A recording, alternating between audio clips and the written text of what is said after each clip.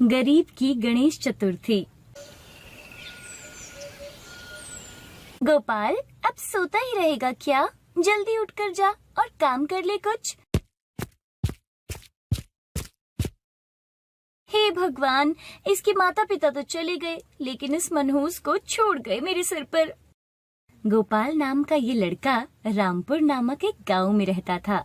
गोपाल मात्र 7 साल का था जब उसके माता पिता की मृत्यु हो गई थी और गोपाल अपने चाचा चाची के साथ रहता था। गोपाल की चाची शारदा गोपाल को बिल्कुल प्यार नहीं करती थी। वो गोपाल को हर टाइम डांटती रहती थी और गोपाल से घर का और बाहर का सारा काम करवाती थी। गोपाल के चाचा जी रमेश शहर में काम करते थे और वो कभी कभी घर आया करते थे। शारदा और रमेश का भी अपना एक बेटा था, उसका नाम था गोलू। गोपाल और गोलू दोनों हम उम्र थे, लेकिन फिर भी गोपाल सब काम कर लेता था, लेकिन शारदा अपने बेटे गोलू से कोई काम नहीं करवाती थी। माँ, कुछ खाने को दे दो ना। क्या चाहिए मेरे बच्चे को? अभी बनाती हूँ। माँ, आज पूरी खाने का मन कर रहा है। और शारदा अपने बेटे गोलू के लिए हलवा पूरी बना देती है और दूसरी तरफ गोपाल था जिसको कुछ खाने के लिए भी नहीं दिया जाता था। तभी गोपाल वहाँ आता है और गोलू को हलवा पूरी खाते देख, अरे वाह, हलवा पूरी। चाची जी, मुझे भी हलवा और पूरी दे दीजिए, बहुत भूख लगी है। हलवा पूरी तो खत्म हो गई, मैंने गोलू के लिए ही बनाया था, इसको बहुत भूख लगी थी। और शारदा अंदर से रात की सूखी रोटी गोपाल को दे देती है।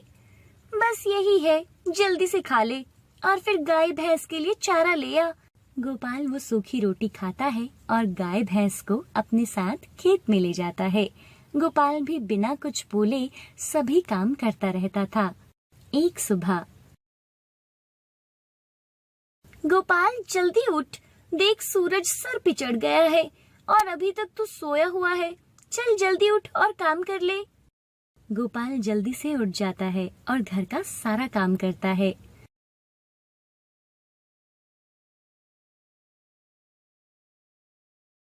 चाची जी, मैंने सारा काम कर दिया है। अच्छा सुन, ये दूध का गिलास गोलू को उठाकर दे देना, वो अपने कमरे में सोया होगा, और तू अपनी चाय ले जा। एक तरफ शारदा उन दोनों में बहुत भेदभाव करती थी। गांव में सभी लोग बातें करते थे। एक दिन गोपाल भैंसों को जंगल की तरफ चराने के लिए ले जा रहा था। तभी 2 औरतें रास्ते में गोपाल को देखकर आपस में बातें करने लगती हैं। अरे देखो ना, बेचारे गोपाल की क्या हालत कर दी शारदा ने। घर का और गाय भैंसों का सारा काम इसी से करवाती है और खाने को सिर्फ अपने बेटे को ही देती है। न जाने क्या होगा इस गोपाल का। माँ बाप जिंदा होते तो आज ये हालत ना होती इसकी। भगवान जाने क्या लिखा है इसके मुकद्दर में। उन दोनों औरतों की बातें गोपाल सुन लेता है और वो बहुत दुखी होता है। गोपाल को अपने माता पिता की बहुत याद आ रही थी और वो बहुत उदास था। जंगल में भैंसों को चरवाते हुए गोपाल उनके पीछे पीछे चल रहा था। तभी गोपाल को कुछ दिखाई देता है। अरे, ये क्या चीज है? गोपाल देखता है कि एक मूर्ति वहाँ पड़ी थी। गोपाल उस मूर्ति को उठाता है। अरे वाह, गणेश भगवान की मूर्ति। इतनी सुंदर मूर्ति किसी ने ऐसे क्यों फेंकी है? गोपाल उस गणेश भगवान की मूर्ति को उठाता है और अपने घर ले जाता है। गोपाल उस मूर्ति को अपने कमरे में रख लेता है। गोपाल को वो मूर्ति बहुत पसंद आती है।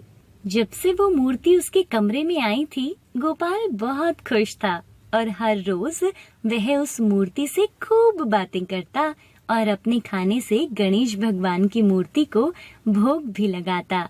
एक रात गोपाल खाना लेकर अपने कमरे में आता है और खाना खाने लगता है। मैं तो यही रोटी खाता हूँ और आपको भी मेरे साथ यही खाना पड़ता है। आपको मेरा दिया हुआ ये खाना पसंद तो आता है ना? इस तरह गोपाल अकेला ही भगवान की मूर्ति से बातें करता। एक रात, गोपाल, हमने खाना खा लिया है, चल अब तू बर्तन साफ कर ले। शारदा और गोलू खुद खाना खाकर सोने चले जाते हैं। जब गोपाल खाना खाने लगता है तो वो देखता है, अरे मेरे लिए तो खाना बचा ही नहीं, ये लोग तो सारा खाना खा गए।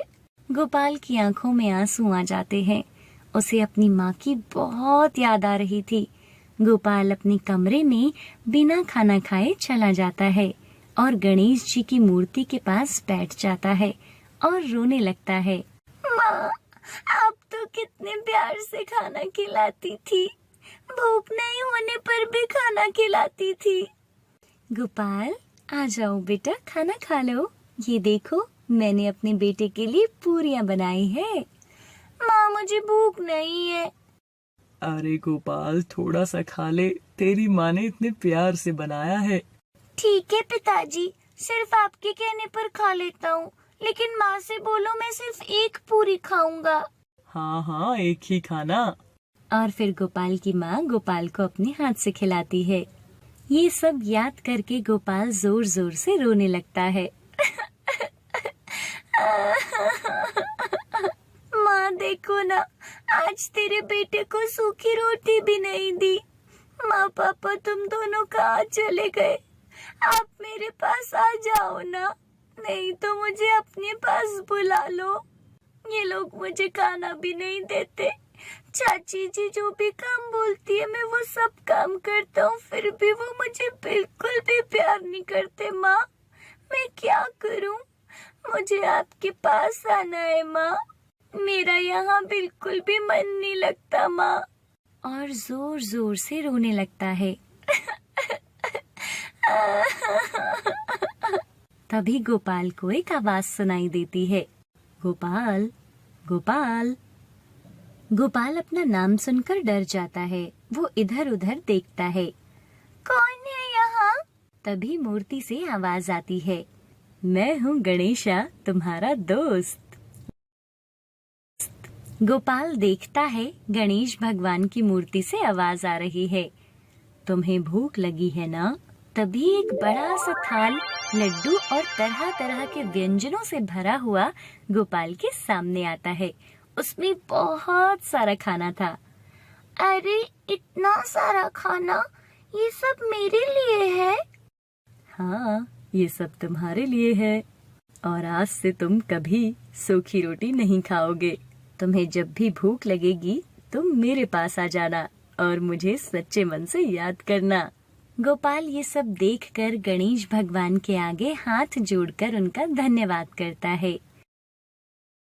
अब गोपाल अपने कमरे में सूखी रोटी लेकर आता था और गणेश भगवान उस सूखी रोटी को अच्छे अच्छे पकवानों में बदल देते थे और गोपाल पेट भरकर खाना खाता था। और धीरे धीरे गोपाल दिखने में बहुत अच्छा और उसकी सेहत भी बहुत अच्छी हो गई थी। अब तो गोपाल की चाची जो भी काम गोपाल को करने को देती, गोपाल उसे गणेश की मदद से तुरंत कर लेता था।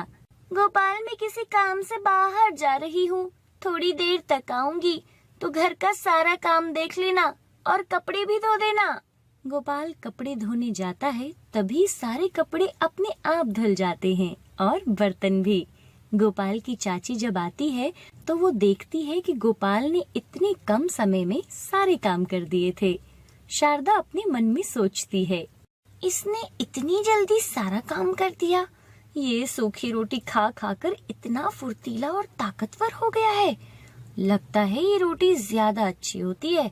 गोलू को इतना कुछ खाने को देती हूँ, तभी इतना आलसी हो गया है। कल से गोलू को भी यही रोटी दूंगी ताकि ये भी गोपाल के जैसा बन सके।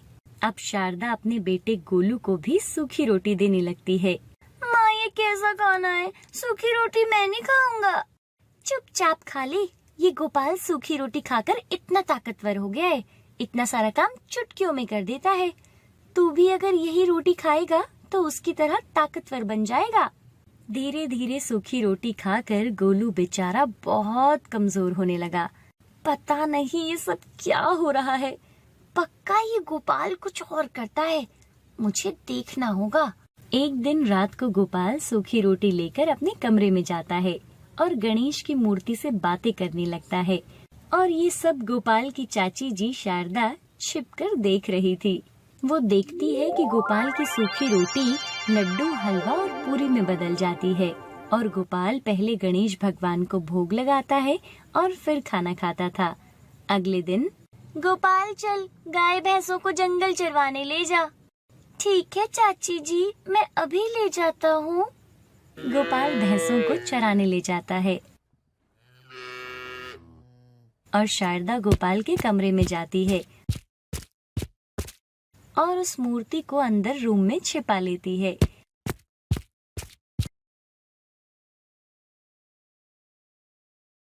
और जब गोपाल आता है तो उसकी चाची उसको खाना देती है और गोपाल खाना लेकर अपने कमरे में जाता है और देखता है, अरे मेरी गणेश भगवान की मूर्ति कहाँ गई?